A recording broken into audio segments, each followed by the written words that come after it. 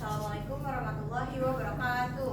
Waalaikumsalam warahmatullahi wabarakatuh. Perkenalkan, kami dari kelompok 1. Di sini kami akan mengadaptasi sebuah novel bentuk video musikal, drama musikal yang berjudul Si Serena Adrena. Di sini menceritakan tentang sebuah anak pertama yang kehilangan kedua orang tuanya dan harus mencukupi kebutuhan kedua adiknya. Yang pertama namanya adalah Samuel dan yang kedua adalah Sakia.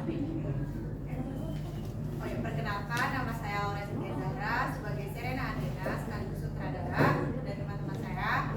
Perkenalkan, nama saya Alfa Sudrajat sebagai Samuel, Om William, polisi, dan saya sebagai penata panggung. Saya Muhammad Badri sebagai Sam. Saya Abdul Lestari Wibuna sebagai mahasiswa SMA, lalu Tante Ana, lalu dokter dan Rizka. Saya Melani Aulia Sana sebagai Dara, temannya Serena, sebagai perawat, lalu sebagai siswa. Saya Rahmat Fatimah sebagai ayah Serena, manajer. Selamat menyaksikan. Pagi itu, di sebuah rumah sederhana di pinggiran Jakarta, aroma ayam goreng menguat dari dapur. Keluarga kecil Serena berkumpul untuk sarapan terakhir mereka. Sakia yang berusia 5 tahun membawa undangan lomba menggambar pertamanya. Mereka belum tahu bahwa hari itu akan menjadi hari terakhir kebersamaan lengkap keluarga berlima.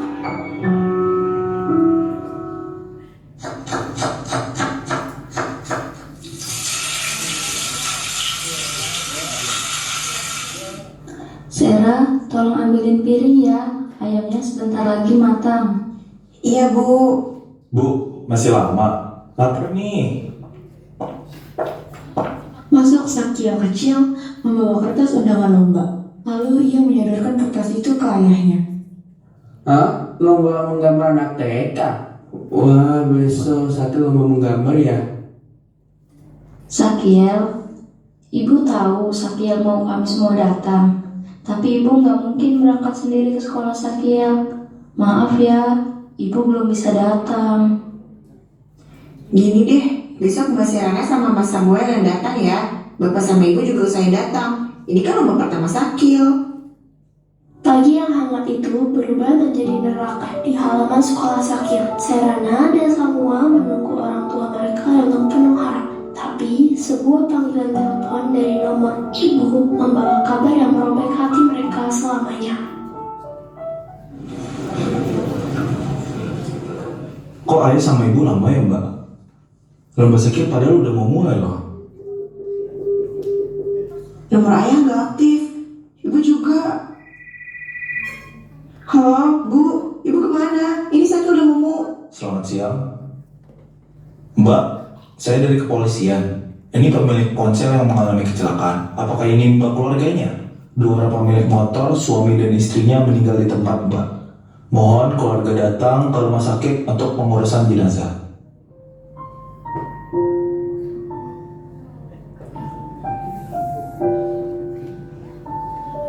Sejak hari itu, aku yatim piatu. Umur 16 tahun, tiba-tiba harus jadi orang tua buat dua adik. Sampai sekarang, satu pertanyaan gak pernah pergi. Apakah aku bisa hidup tanpa ayah dan ibu? 5 tahun berlalu sejak tragedi keluarga Serena hancur. Kini di usia 21 tahun, gadis itu bekerja keras sebagai pelayan restoran cepat saji. Setiap sen yang ia dapatkan, ia tabung untuk masa depan kedua adiknya. Tapi mendengar obrolan mahasiswa SMA tentang kuliah, mengingatkannya pada mimpi yang sudah lama terkubur. Serena, meja nomor 12 tolong diberesin ya. Siap, Pak. Silakan, Kak. Mau pesan langsung atau lihat-lihat terlebih dahulu? Langsung aja, Kak. Setelah lulus, nanti gue pengen kuliah di luar negeri. Kalau lu gimana? Gue mah di Indonesia aja, yang penting dekat keluarga.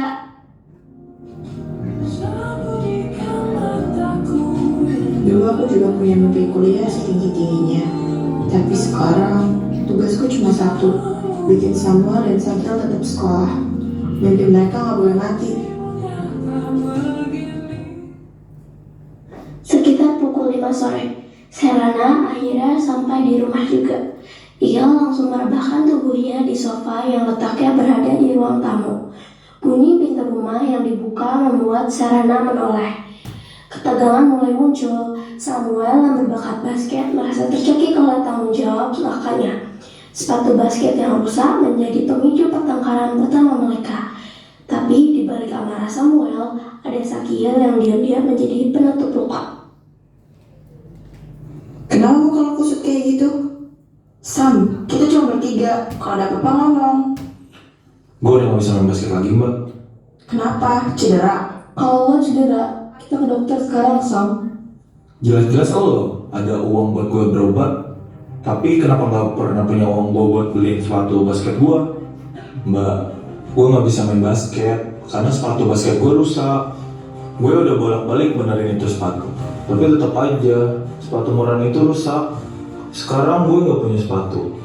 Gak mungkin gue pakai sepatu sekolah karena soalnya itu tipis, Mbak.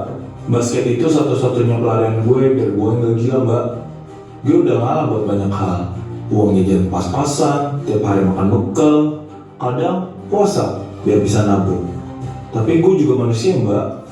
Sam, kondisi keuangan kita benar-benar minim. Fokus gue sekarang cuma biaya kuliah lo nanti sama sekolahnya Kil. Udah lah, Mbak, gak usah maksa ngulain gue.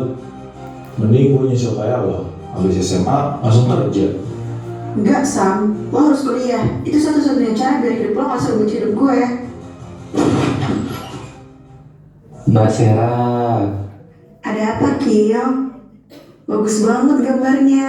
Makasih ya, Mbak suka. Terus, ini coklat-coklatnya juga buat Mbak. Lain kali, uang jajan Kil buat Kil sendiri aja.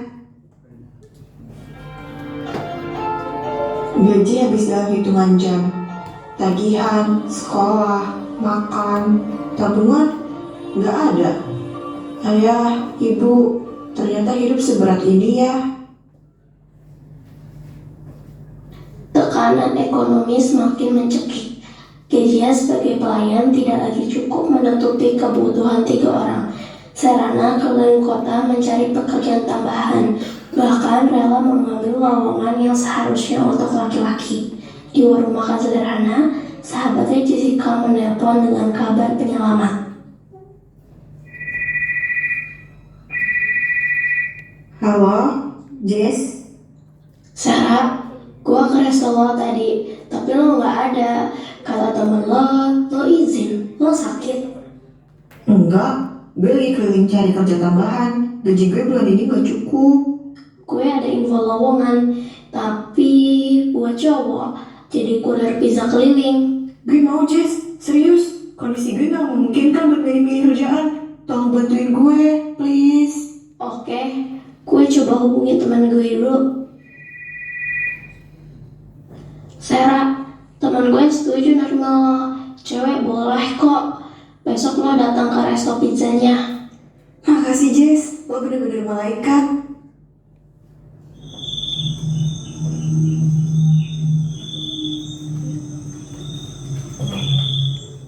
Malam sudah sangat gelap. Jalanan sepi ketika Serana akhirnya sampai di rumah. Tubuhnya lelah, pikirannya penuh dengan beban yang belum juga selesai. Sam, lo belum tidur? Belum. Lo mau ngomong sesuatu sama gue? Gue butuh HP baru, Mbak. Maaf Sam, lo tahu kan kondisi Mbak sekarang gimana? Gak ada duit lagi kan? Alasan itu terus. Itu bukan alasan Sam, itu kenyataan. Kesannya gue terus yang selalu disuruh ngalah. Gue pengen kerja, Mbak. Gue capek disuruh sabar terus. Sekolah lo tetap prioritas. Gue cuma pengen masa depan lo lebih baik. Masa depan gue hidup sekarang, Mbak. Hari-hari berlalu dengan beban yang semakin berat. Serana kembali sibuk mencari nafkah tambahan. Namun, tanpa ia sadari, penderitaan lain tengah menimpa Sakil, adik bungsu yang selama ini ia percaya baik-baik saja. Mbak, lagi, Sam? Kil badannya demam. Panas banget. Sejak kapan dia begini? Tadi pas gue bangun, dia udah panas, Mbak. Sam, kalau dia mau tahu bilang. Kemarin pas hujan deras, gue lihat Kil berdiri kehujanan di depan rumah tante Ana. Pintunya nggak dibuka-bukain, Mbak. Dia diketok, tapi nggak dibolehin masuk. Katanya sepatunya basah. Apa? Kil juga cerita, dia pernah ditendang, uang jajannya dirampas dan dimaki-maki. Kemarahan Serana memuncak. Cerita Samuel membuka luka yang selama ini tersembunyi. Tanpa pikir panjang, Serana melangkah cepat. Hatinya bergejolak antara marah, kecewa, dan rasa bersalah sebagai kakak. Ia tahu kali ini ia tak bisa diam lagi.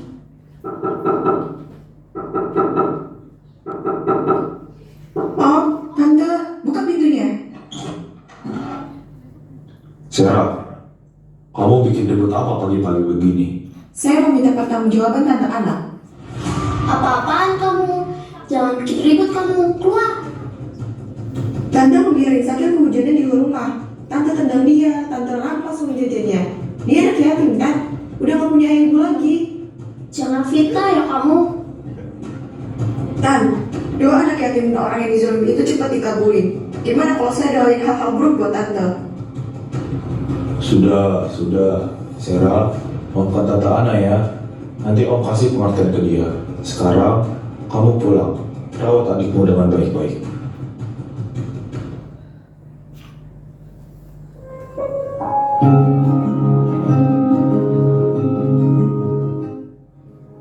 Kil, maafin Mbak ya. Mbak belum bisa jadi kakak yang baik. Sakil akhirnya sembuh berkat bantuan sahabat setia Dara. Tapi di balik kelegaan itu, Serana menemukan dilema terberat, yaitu menjual kalung emas peninggalan almarhum ibunya demi membeli hadiah prestasi untuk Samuel dan Sakil. Pengorbanan demi adik-adiknya tidak pernah berhenti. Sarah, masuk, sini duduk. Makasih, Dan. Sorry ganggu lo sore-sore gini. Sarah, ada apa? Tumben lo kesini sendirian. Dan, gue minta maaf gak bisa basa-basi. Gue mau pinjam uang, Sakil sakit. Gue butuh bawa dia ke dokter. Berapapun itu, seikhlas lo. Gue janji bakal balikin. Ini lo ambil, pakai buat pengobatan Sakil. Thank you, Dar. Sorry ganggu lo sore-sore gini. Beberapa hari berlalu, Sakil akhirnya diizinkan pulang dari rumah sakit. Kondisinya berangsur membaik. Di tengah keterbatasan, kabar baik juga datang dari Samuel. Sam, Iya, gue cuma mau bilang selamat ya, Sam. Tim basket sekolah lo menang kan? Lo berhasil buktiin diri lo. Mbak bangga sama lo. Bangga juga sama Sakil. Kalian hebat. Di tengah keadaan kayak gini, kalian masih bisa berjuang. makasih Mbak. Ayah, Ibu, Sarah bahagia adik-adik masih bisa berprestasi. Sarah bersyukur punya mereka. Melihat perjuangan kedua adiknya, sebuah niat tumbuh di hati Serana. Ia ingin memberi mereka hadiah, sebuah apresiasi kecil agar semangat mereka tidak padam. Bu, haruskah aku jual kalung ini? Maaf Bu, ini satu-satunya cara biar aku bisa kasih hadiah buat Samuel dan Sakil. Biar mereka tetap semangat.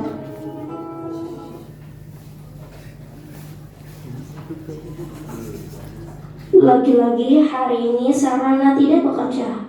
Kali ini bukan karena ia izin sakit atau mengambil cuti untuk keperluan keluarga, tetapi karena memang jatahnya libur.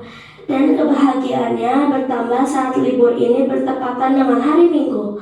Artinya ia libur bersama dengan Sakil dan Samuel yang memang libur sekolah. Pagi-pagi Serana sudah bersemangat memasak, sementara kedua adiknya sibuk bersih-bersih rumah. Ketiganya sepakat bahwa hari ini semua membersihkan rumah. Setelah ini, Kil juga ya yang pel lantai, Mbak. Loh, itu kan tugasnya masak. Tapi Masam udah gak kelihatan dari tadi, Mbak. Nanti kalau nungguin Masam, nggak selesai nyapu sama ngepelnya. Seketika Serana gondok. Padahal mereka janji untuk bersih-bersih bersama. Tetapi Samuel tiba-tiba menghilang dan tidak mengabari. Ia pun buru-buru mengambil ponsel untuk menghubungi Samuel dan menanyakan kabar adiknya itu. Namun baru akan menekan nomor Samuel, tiba-tiba terdengar bunyi pintu terbuka. Refleks Serana menoleh lalu berjalan mendekati pintu. Matanya kembali melotot mendapati Samuel tidak bertangan kosong, tetapi ada sebuah tanggal lipat yang ia peluk dan kantong kresek yang ia tenteng. Lo ngapain? Terus kenapa ada tangga? Itu juga kresek buat apa? Dapur bocor kan? Lampu kamar lo juga udah mulai agak-agak redup, Mbak. Jadi, ini gue mau beli perlengkapan buat benerin genteng bocor sama gantiin kamar lo. Lo mau naik-naik tangga buat benerin itu? Iyalah, siapa lagi, Mbak? Nggak usah, Sam. Nanti lo jatuh. Tenang, Mbak. Ini gak bahaya kok. Lagian tadi lo sendiri yang bilang kalau rumah peninggalan ibu sama ayah harus dijaga. Kalau bocor dibiarin nanti makin melebar. Kan bahaya. Lampu kamar lo juga udah remang-remang, bikin sakit mata. Ini juga tugas gue sebagai anak cowok paling besar di sini. Jadi, tolong jangan anggap gue anak kecil lagi ya, Mbak. Ya udah, tapi hati-hati ya, Sam. Kali ini Samuel tidak menjawab.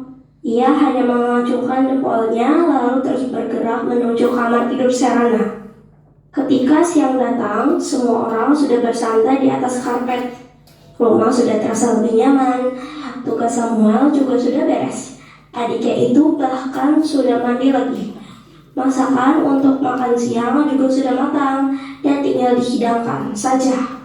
Hari ini Serena sengaja memasak agak banyak. Apalagi Samuel baru saja memenangkan turnamen basket beberapa waktu lalu. Sakil juga berprestasi. Keduanya pantas mendapat hadiah walaupun hanya sekedar makanan enak. Sam, Kiel, tolong bantuin bawain makanannya.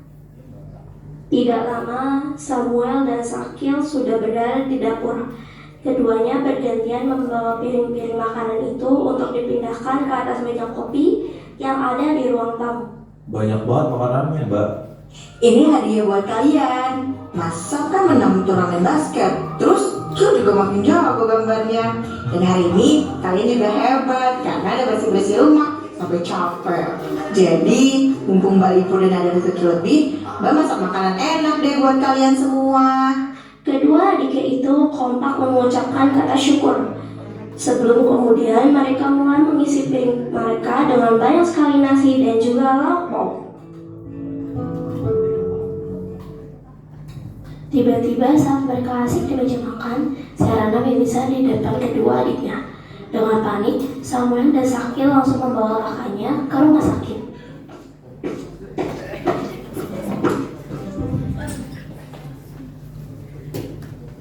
Tekanan darah mbaknya 200/120. Setinggi itu. Tadi suster cerita, tangan dan kaki kiri sempat kaku, bibir kiri juga agak turun ya. Iya bener dok. Tadi di dapur tangan saya juga tiba-tiba berat. Kaki juga. Dugaan awal ini stroke ringan. Mbak masih muda, tapi beban fisik dan stres bisa memicu. Mbak harus minum obat rutin, kurangi kerja berat, dan jaga emosi. Stroke di umur segini. Gue di sini buat bantu lo, Mbak. Lo gak sendirian. Terus harus gimana dok? Stroke ringan ini butuh perawatan intensif jangka panjang. Saya rekomendasikan pindah berobat ke dokter spesialis saraf di Bandung. Di rumah sakit sana mempunyai tim terbaik untuk kasus seperti ini. Bandung? Jauh banget dok. Iya, perawatan di sana minimal 4-5 tahun dengan terapi rutin. Tapi peluang sembuh hampir 90%. Kalau nanti Mbak pergi, nanti siapa yang masak? Siapa yang bangunin Kil sekolah? Siapa yang peluk Kil tahu takut? Kiel, Kak Samuel bakal masak kok buat kamu. Terus Mbak bakal video call tiap malam pokoknya dari Bandung. Dan Jessica, teman Mbak, bakal bangunin kamu ke sekolah. Ia bersama kedua adiknya pun kembali ke rumah. Perjanjian malam itu mengikat hati mereka bertiga. Tapi keesokan harinya, momen perpisahan yang sesungguhnya tiba. Keesokan paginya, momen perpisahan sesungguhnya tiba. Travel F putih sudah menunggu di depan rumah. Satu gambar besar dari Sakil, satu termos besar dari Jessica, dan satu sin teguh dari Samuel untuk menjadi bekal Serena menuju Bandung. 4 tahun perpisahan demi reuni yang lebih bahagia. Mbak Sera, ini gambar Kil buat untuk Mbak Sera taruh di kamar Mbak yang ada di Bandung. Bagus banget gambarnya. Makasih ya, Mbak suka. Ini bakal 3 hari plus obat. Jangan lupa diminum ya. Iya, makasih ya Jess. 4 tahun lagi wisuda S1. Mbak datang ya. Janji. Serena masuk travel. Sampai jumpa di wisuda. Aku cinta kalian. Cepat sembuh Mbak Sera.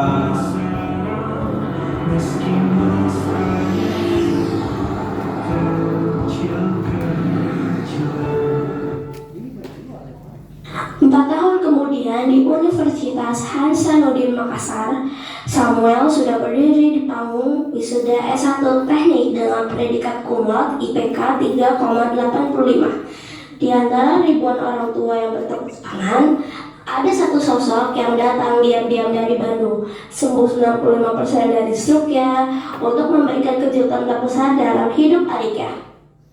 Mbak Sera mana? Dia janji datang wisuda S1 gua. 5 tahun gua nunggu dia. Mas, itu Mbak Sera, dia di sana. Samuel menoleh, matanya mengkelalak. Ia berlari menerobos ribuan penonton, toga berkibar, musik dramatis naik. Mbak Sera, Selamat ya, Dokter Teknik Samuel Andreas cum laude. Mbak bangga banget sama kamu. Mbak, lu bohong. Dokter bilang lu masih harus terapi setahun lagi. Kok bisa kesini Mbak? Tim dokter bilang kondisi Mbak udah stabil, stroke-nya udah sembuh 95%. Mbak nggak mungkin gak datang di hari paling penting hidup kamu. Ini kejutan terakhir dari Mbak selamanya. Sakil berlari menyusul kakak-kakaknya. Jessica darah mengikuti sambil tepuk tangan. Penonton Allah berdiri bertepuk tangan. Ayah, ibu, lihat, Samuel lulus cum laude Unhas. Sakil udah remaja pintar gambar. 5 tahun pengobatan di Bandung ngajarin Mbak satu hal. Hidup memang gak pernah ringan, tapi Tuhan selalu kasih jalan. Sampai nafas terakhir, kami akan terus bilang, hai hidup, kami masih di sini dan kami menang.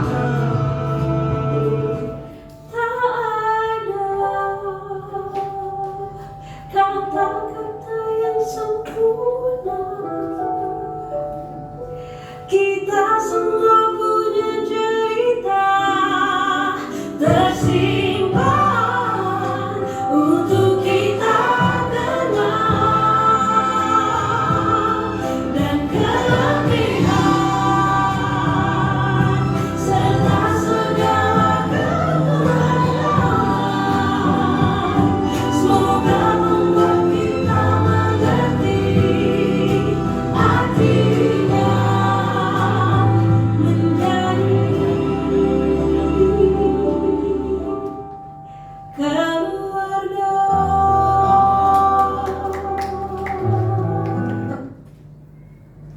Terima kasih dari kelompok 1, kurang lebihnya mohon maaf. Wassalamualaikum warahmatullahi wabarakatuh.